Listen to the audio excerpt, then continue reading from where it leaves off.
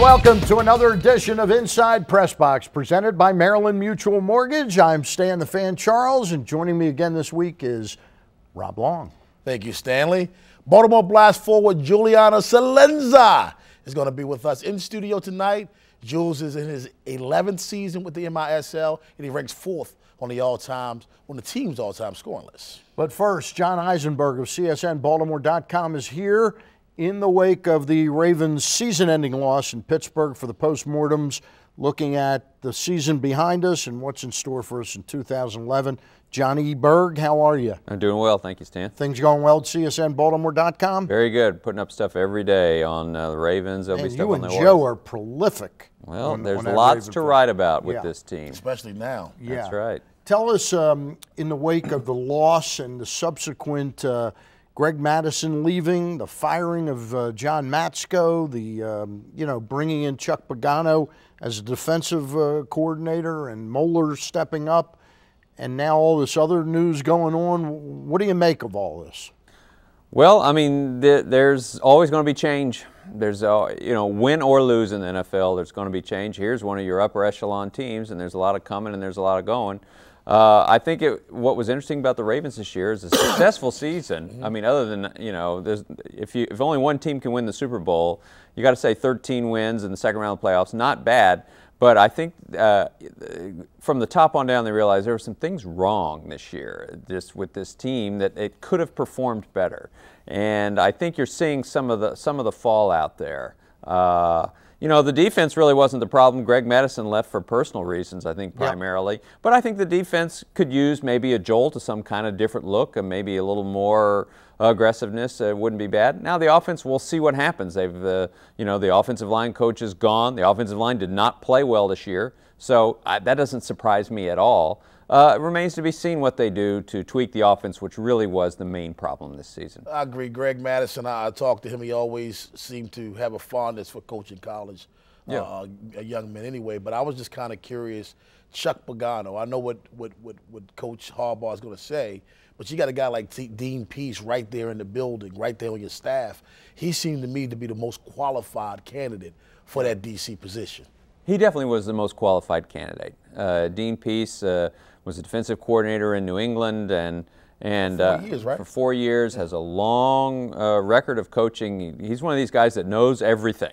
And everybody. So there was a real statement that John Harbaugh made by giving Chuck Pagano, who's never been a professional D coordinator, by giving him that shot. I think he's saying we need a little jolt, maybe a little bit of new blood, a little bit of new thinking. I'm not sure what it's going to be with Chuck. He's aggressive. And it's a gamble. It's a little bit of a gamble, and you're playing with one of the cornerstones of that franchise. Yeah, defensive coordinator. So we'll see. What's interesting about that is it came out to light a day after they elevated Pagano that the Eagles had asked for permission to talk to Pease about the defensive coordinator's position in Philly, and they were turned down because contractually the Ravens did not have to give them permission. They value Dean Pease. Yeah, I don't blame them. And I think now, especially with a first-time defensive coordinator, they want Dean Pease in the room. And so Dean was at the press conference for Chuck Pagano. Dean appeared to have signed off on this deal. So we'll see how it goes. But the most experienced guy did not get the job. You were around the team quite a bit this year. You and Platania. Rob does a 4-hour talk show every day. He's out there some.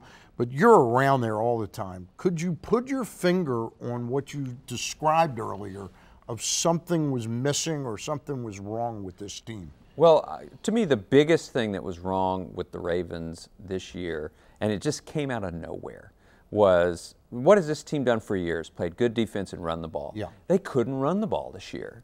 And it took a while to realize, I know I was one of the ones advocating, got to run it more, got to run it more. And then one of these, about middle of the season, it just hit me, they are running a lot. They're just not getting anywhere. Yeah. And so that goes back to the offensive line, maybe the running of Ray Rice a little bit. I don't think a whole lot. I think mainly Ray didn't have anywhere to run. I think that out of nowhere, and Steve Bisciotti said this at the press conference, you can't take for granted what you do well. Maybe the Ravens did. And so they wound up not being able to run the ball. I think that threw the offense out of whack. And I think it threw other things out of whack. I mean, if you talk about this team that blew, what, 9 fourth-quarter leads this year? You know how you don't blow fourth-quarter leads? Run the ball. Run the ball. Yeah. So I think that's a big problem. Will they eventually admit they made a mistake with Michael Owen left tackle? That's a bad move. They're not willing to do that yet. They're not willing to make that think it was a admission. Well, he certainly didn't have a particularly good year at left tackle. So, but they think he can play anywhere. They believe it. We'll see whether I'm not sure about that one. Before we let you go, John Eisenberg of CSNBaltimore.com, real quick, I thought that they let the receivers dictate a little bit early in the season with all their sniping and complaining. Yeah. Flacco and Cameron, I think, were trying to appease them, and that's why they didn't run the ball more. Well, that could be. I think initially, there were several games early where they overthrew the ball. I agree with that entirely. And then they finally got back to it towards the end of the year, but by the time they were doing that, they couldn't run. How curious to end on a couple of drop passes. Yeah. John Eisenberg of CSNBaltimore.com. Appreciate his being on. You know, our Facebook fans weighed in as well on the Ravens' loss in Pittsburgh, and Kevin said, championship teams don't drop passes or fumble. Defense did better than the score indicated, but I wouldn't trade the Ravens for anything. Join the PressBox Facebook fan page presented by Toyota. Just go to Facebook and search for PressBox Sports.